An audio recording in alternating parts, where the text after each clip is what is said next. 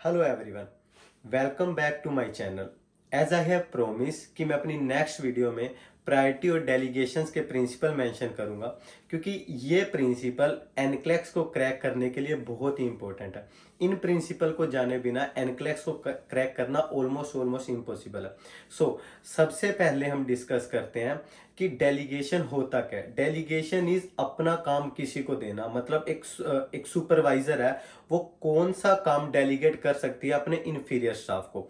But उससे पहले मैं एक चीज बताऊंगा कि आरएन को काम डेलीगेट नहीं कर सकती। हमेशा काम डेलीगेट होता है इंफीरियर को। आरएन कैन डेलीगेट हिज और her work to LPN. LPN अपना काम डेलीगेट एलपीएन को नहीं कर सकती। एलपीएन काम डेलीगेट कर सकती है यूएपी को। यूएपी किसी को भी अपना काम डेलीगेट नहीं कर सकती। नाउ अब हम बात करते हैं कि कौन से काम आरएन के खुद के हैं जो कभी डेलीगेट नहीं कर सकती। सबसे पहले आरएन के कौन से काम है जो वो किसी और को डेलीगेट नहीं कर सकती, क्योंकि आरएन एक फ्लोर की हेड होती है, तो सबसे क्रिटिकल पेशेंट्स उसे ही डील करने होते हैं। अब हम बात करेंगे आरएन के फंक्शंस के बारे में, जो कि आरएन खुद भी किसी को डेलीगेट नहीं कर सकती, क्योंकि आरएन जो होती है एक वार्ड की हेड है और सबसे क्रिटिकल पेशेंट्स आरएन को ही डील करने होते हैं।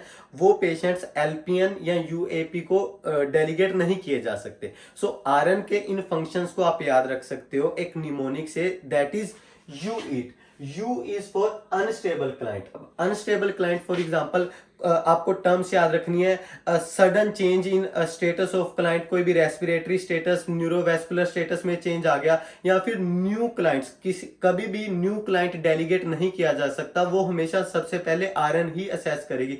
या फिर पोस्ट ऑफ क्लाइंट, अभी क्लाइंट आया है सर्जरी से, वो क्लाइंट डेलीगेट नहीं किया जा सकता। इसके बाद कोई भी क्लाइंट किसी प्रोसीजर के बाद, for example MRI CT scan के बाद, या फिर कोई भी कैथेटराइजेशन के बाद वापस फ्लोर पर आया, कोई भी तो इन क्लाइंट्स को भी डेलीगेट नहीं किया जा सकता। सडन क्लाइंट्स को, sudden change in the status, RN can't delegate. After that evaluation, हमेशा हर एक पेशेंट की इवेल्युएशन नर्स ही करेगी। फॉर एग्जांपल वाइटल साइंस को यूएपी भी ले सकती है, but UAP can't evaluate the client. Evaluation का काम हमेशा आरएन का ही होगा। उसके बाद असेसमेंट, हमेशा इनिशियल असेसमेंट, न्यू पेशेंट की असेसमेंट, पोस्ट ऑफ पेशेंट की असेसमेंट, हर एक असेसमेंट जो भी फर्स्ट असेसमेंट होगी वो होगी आरएन ही करेगी उसको। Lastly teaching.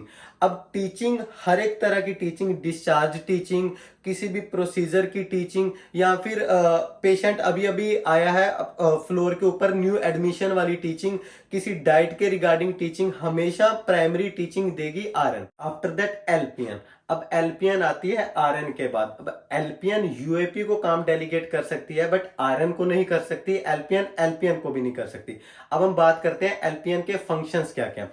एलपीएन एजुकेशन दे सकती है, असेसमेंट कर सकती है, मॉनिटरिंग कर सकती है, बट कौन से वाली? Secondary. Primary assessment, primary education, primary monitoring हमेशा ही आरएन करेगी। तो सेकेंडरी असेसमेंट, फॉर एग्जांपल कोई लॉन्ग टर्म पेशेंट है, बहुत दिन से पेशेंट यहां पर है, तो इस पेशेंट की एजुकेशन, असेसमेंट, मॉनिटरिंग एलपीएन कर सकती है। आफ्टर दैट मेडिसिन दे सकती है, बट कौन कौन सी? पर oral, subcutaneous, IM. IV medication नहीं दे सकती, ब्लड ट्रांसफ्यूजन नहीं कर सकती एलपीएन, टोटल पेरेंटल न्यूट्रिशन नहीं दे सकती एलपीएन, और सेंट्रल लाइन के साथ डील नहीं कर सकती एलपीएन। आईवी मेडिकेशन नहीं दे सकती, पर ओरल, सबक्यूटेनियस और आईएम, ये तीन मेडिकेशन ही दे सकती है LPN. Lastly take care of long term patient. For example एक पेशेंट को चेस्ट पेन हुई 3 दिन पहले। अब चेस्ट पेन एक क्वाइट सीरियस मैटर है, बट 3 दिन पहले थी, तो लॉन्ग टर्म पेशेंट है, इसके साथ एलपीएन डील कर सकती है। बट हमने पहले बात की थी सडन चेंज इन स्टेटस। अब अभी के अभी अगर चेस्ट पेन हुई होती तो आरएन को उसके साथ डील करना था, एलपीएन उसके साथ डील नहीं कर सकती थी। लॉन्ग टर्म पेशेंट के साथ डील कर सकती है जिनको पहले कोई भी प्रॉब्लम्स थी, अब वो वाली प्रॉब्लम नहीं है, तो उनके साथ डील कर सकती है एलपीएन। लास्टली अब हम बात करेंगे यूएपी के बारे में। अब यूएपी के आप जो फंक्शंस हैं उसे याद रख सकते हैं इस निमोनिक से, that is vaper. V is for vital sign, A for ambulation, मतलब ये पेशेंट को एम्बुलेट करवा सकते हैं। P is for positioning and bathing, मतलब ये पेशेंट की पोजीशन चेंज कर सकते हैं और बाथिंग दे सकते हैं। ई फॉर ईटिंग और R for recording intake and output. Record कर सकते हैं बट इवेल्युएट नहीं कर सकते, क्योंकि इवेल्युएशन का काम किसका है, आरएन का। अब कीप इन माइंड, ये सारे जो काम है ये खुद से यूएपी नहीं कर सकते जब तक इसके सुपीरियर्स इसे ऑर्डर नहीं देते। तो इन चीजों का ध्यान रखना है कि ये ऑर्डर्स के साथ ही काम कर सकते हैं, खुद से ये इनके पास अथॉरिटी नहीं होती कि ये खुद से कोई भी एक्शन ले सके। लास्टली, अब प्रायोरिटाइज कैसे करना है हमें कामों को। फॉर एग्जांपल, आपको कौन से पेशेंट को सबसे पहले डील करना है, sudden patient over chronic patient.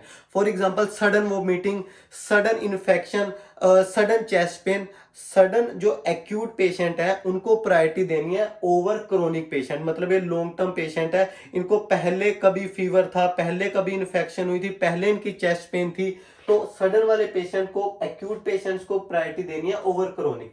Secondly, post op less than 12 hours. मतलब आपके पास दो ऑप्शन आए।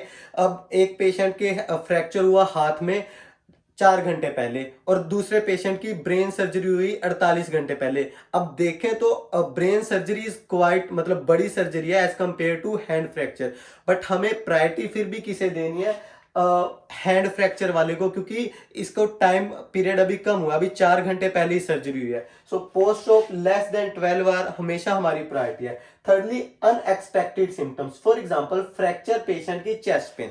अब यूजुअली फ्रैक्चर पेशेंट की चेस्ट पेन तो नहीं होती ना, मतलब इसका मतलब कोई कॉम्प्लिकेशन हुई है, पल्मोनरी एम्बोलिज्म वगैरह हुआ है सर्जरी के टाइम पे, तो उसके चेस्ट पेन हो रही है। सो अनएक्सपेक्टेड सिम्टम जो उस डिसीज से रिलेटेड नहीं है, उन पेशेंट्स को हमें प्रायोरिटी देनी है।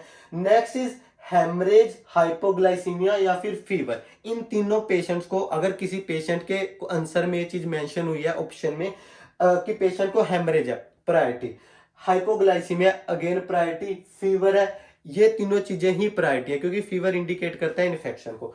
लास्टली, सबसे पहला ऑर्गन कौन सा है। फॉर एग्जांपल, आपके पास 3-4 ऑर्गन है, किसी के हाथ में चोट लगी हुई है, ब्रेन सर्जरी हुई है, लंग्स से रिलेटेड है, सो सबसे पहला जो हमारा पेशेंट होगा ब्रेन, ब्रेन से रिलेटेड कुछ भी है वो हमारा पहला पेशेंट होगा, सबसे पहले प्रायोरिटी। सेकेंडरी, अगर कोई दूसरा पेशेंट है लंग्स वाला, दूसरे नंबर पर आएगा।